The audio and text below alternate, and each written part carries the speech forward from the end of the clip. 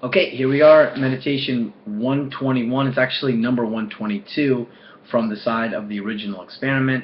It's pages 201.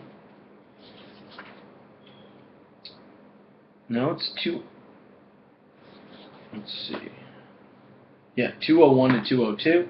It's one of the shorter meditations. It seems like these mid-June meditations were on the shorter side. It picks up from the last two sentences of the day before, which is the way that these meditations were written. And I wrote about that 2 days ago on my blog, how oftentimes maybe I made it harder on myself by not just using a quotation, particularly if I'm using quotations in the text. Why not just start with them? But that's not how I did it. If anything, I would prompt by beginning with something that I'd written the day before, which is what I did. And in this case, I started by picking up from what I had finished the last sentences from yesterday. And they were: the ineffable is the condition for the actuality of the intersubjective dialogic gathering of learning.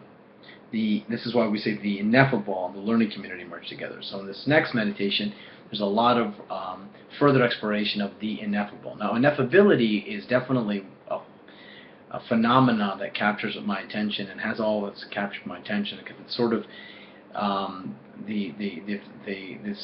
this concept of something that is appearing that's beyond language, or an experience that's beyond language. And I think, going back to my undergraduate days at Fordham, I was always interested in sort of this mystical side of philosophy and sort of what's beyond language. And it's only later that I encountered this as both this tradition to come out of both that sort of mystical tradition and sort of philosophical mysticism, but also in more contemporary philosophy and through like Heidegger and post-Heidegger with people like Derrida and deconstruction. So in this meditation I'm about to read, there's a lot about the ineffable, a lot more, continuing on the ineffable. We have said that the ineffable appears with the learning community, and by this we mean that the learning community emerges as the heeding of the gathering directive of the word. To heed the directive is to gather together in peace and freedom, which is to gather together in the poetic dwelling of letting be.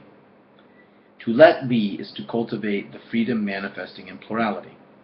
To let be is to preserve the many, to allow each being to be. Openness itself is the freedom of letting be. Meditative thinking is the practice that produces this freedom, insofar as this devotion to learning is at the same time a devotion of letting go of the claim over others, the capacity and desire to judge others. The devotion to learning is at the same time a devotion to the Tao, a care for being, insofar as it is a cultivation of openness itself, the cultivation of the realm of freedom, where each and every being is allowed to abide in its being and thereby remains in the most intimate relationship with being. Thus we say the ineffable appears with the learning community, because this community emerges as the gathering together of those who remain steadfast in the freedom of letting be, released into the openness toward the other as other, one another, that makes its appearance in the path of silence. The appearance of the ineffable occurs with silence and preserves the gathering of the learners as a community. To remain silent is to be ready and capable for receiving the other, for receiving the unforeseen. And silence is the condition of the letting go of the juridical voice. The unforeseen is here identified as the alterity of the other. But what is not yet is the possibility conserved in the alterity of the other. Thus, freedom is preserved in the alterity of the other.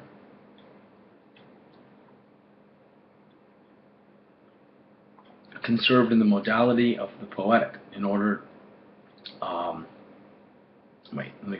The freedom is preserved in the alterity of the other, conserved in the modality that is capable of receiving the other, ready for the unforeseen. We have called this modality of learning poetic in order to identify the responding that is most open and ready for the unforeseen. And we have said that in this learning, the learner is free. We now see why this freedom is the very essence of the community of learners, who together cultivate openness, peace, that is the preservation of alterity, of otherness, and not yet conserved in the gap, the opening between them. Openness itself is the gap, the profound emptiness, the actuality possibility that is preserved in the meditative thinking, which is a building of the poetic dwelling that unfolds through dialogue. Gathering of the community of learners is a gathering in and through this gap, openness itself, which is ineffable. To be poetic is to be free, because in this dwelling we are joined into subjectively. To receive the other is to be capable of receiving the unforeseen, which is another way of identifying painstaking listening. Meditative thinking is the modality of hearing that is capable of receiving the other, and it is precisely this reception of the alterity of the other that we call the ineffable. For the ineffable is the comportment of the learner as the one who is silent, who receives the other. Thus, the ineffable makes its appearance with the emergence of the learning community, the community born of wonder, arising from the evocative invocation of the sage, whose evocative saying releases others onto the path of silence. Path of silence is the originary way of learning. The takeoff point we have identified as the renunciation of the will, the diminishment of the cogito, the silencing of the juridical voice. The ineffable appears through the gathering of those devoted to learning, a gathering of lovers of wisdom, caretakers of being. The community directed and arranged by the sage is thus a philosophical community, a community gathered in the practice of meditative thinking. If the outcome of meditative thinking is mindfulness, then, as we have said, the community, as a community, is identified as the mindfulness that is the unity of the many. This unity emerges in the enjoyment of many in poetic dialogue, the learning that is the being together.